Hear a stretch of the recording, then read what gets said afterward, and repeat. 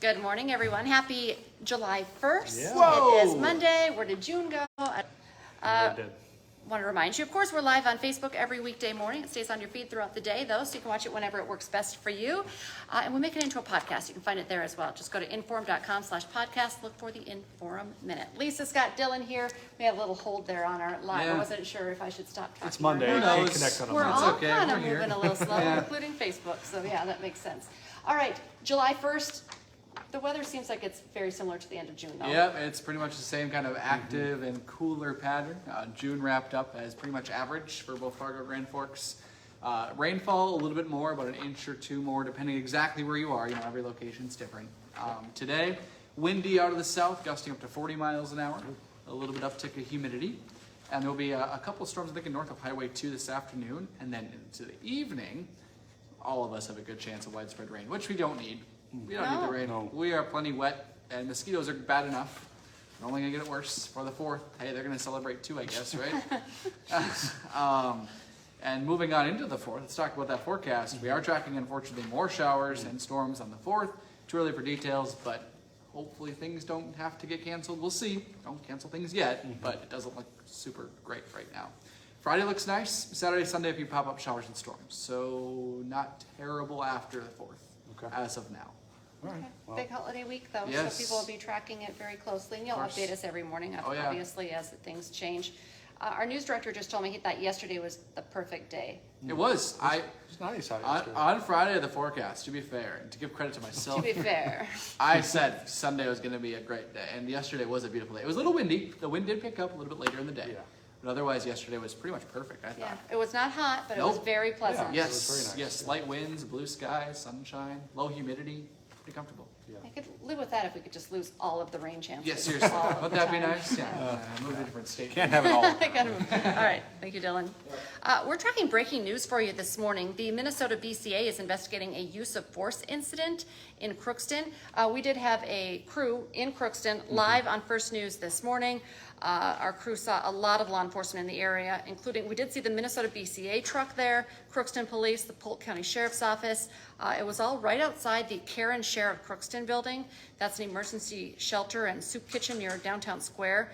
We are still working to find out what exactly happened, who was involved, so we'll continue tracking this breaking story for you throughout the day. So stick with the news leader for updates. And this morning, Fargo police are looking for a person and a car that was involved in a overnight rollover crash. So an SUV was headed west on 32nd Avenue South when it swerved in front of another vehicle and then got rear-ended because of that. So then the SUV flipped on its side, and the driver of the vehicle that flipped got out of the vehicle, left the scene, and then the car that rear-ended the SUV that flipped over also drove away from the scene.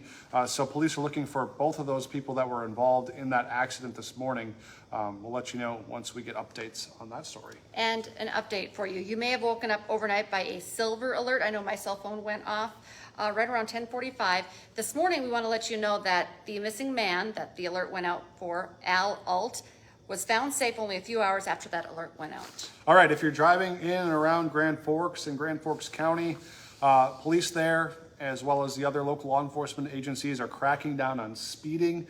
So keep that in mind. If you're going over the speed limit, you could get pulled over more than usual, I guess. That speed enforcement campaign, it starts today, goes through August 15th, so about a month and a half.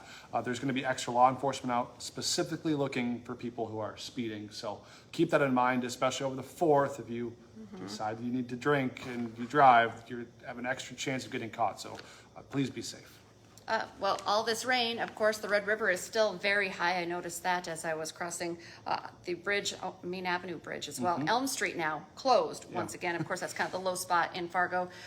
It's now blocked off between 13th and 15th Avenue North because the Red River is up. We reported on this. The Elm Street area was closed earlier this year because of flooding, then it opened back up. The red is expected to crest just under 19.5 feet sometime today.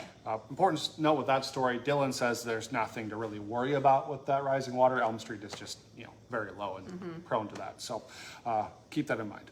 All right, today, Hector International Airport in Fargo is breaking ground on a big new project to expand the terminal and build a new parking garage. It's going to add 4 boarding gates, nearly 1,000 parking spots, and a 4-level parking ramp. It's a $155 million project, $80 million covered by federal funding. Governor Burgum's actually going to be at the airport this morning, giving a speech about the importance of that expansion and then just airports in North Dakota in general. Hot Mic coming up from 9 to 11 on WDAY Extra. The Twins are making a push. We're going to talk about how they're winning right now. Plus, NDSU has some new football recruits. Sam Getzinger will talk about who they are and how they fit in with the team. Hot Mic with Sam this morning from 9 to 11 on WDAY Extra. Sam's in all week for Dom, so we Okay. get Sam on Hot Mic, and he does a great job on Yeah, Hot he Mic, does. So. Don't forget, for 99 cents a month for your first 3 months, you can get an all-access pass to Inform.com. Just visit Inform.com/subscribe to get that deal. Our next newscast is coming up this morning at 11 o'clock. Of course, we'll have the very latest on our breaking news out of Crookston with the use of force incident being investigated right now. And then we have you covered this afternoon, 4, 5, 6, 9, and 10. Have a great day, everyone.